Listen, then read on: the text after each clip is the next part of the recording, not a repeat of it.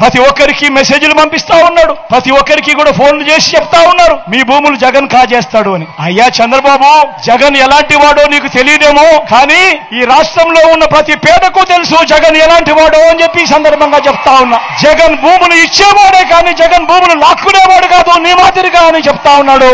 అసలు land titling act అనంటే మీ భూముల మీద మీకు సర్వ హక్కులు కల్పించడమే ల్యాండ్ టైటిలింగ్ యాక్ట్ కు సంబంధించిన ముఖ్య ఉద్దేశం. మీ భూములు 100 సంవత్సరాల కిందట సర్వే జరిగింది, బ్రిటిషర్లు ఉన్నప్పుడు సర్వే జరిగింది. దాని తర్వాత ఏ ఒక్కడు కూడా సర్వే చేసిన పరిస్థితులు లేవు.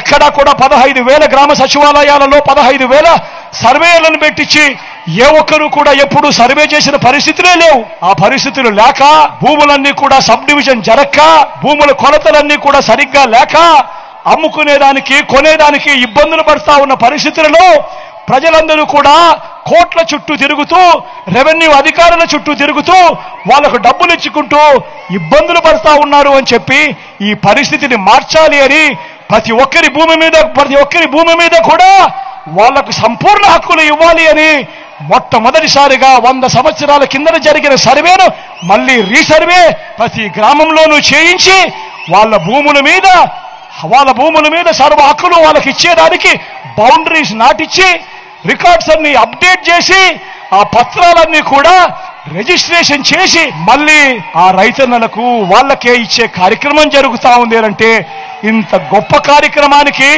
చేతనైతే మద్దతు పలకాలి, కానీ దాని మీద కూడా లేనిపోని దుష్ప్రచారాలు ఇవాళ జరుగుతా ఉన్నాయి. ప్రతి ఒక్కరిని కూడా ఆలోచన చేయమని కోరుతా ఉన్నా.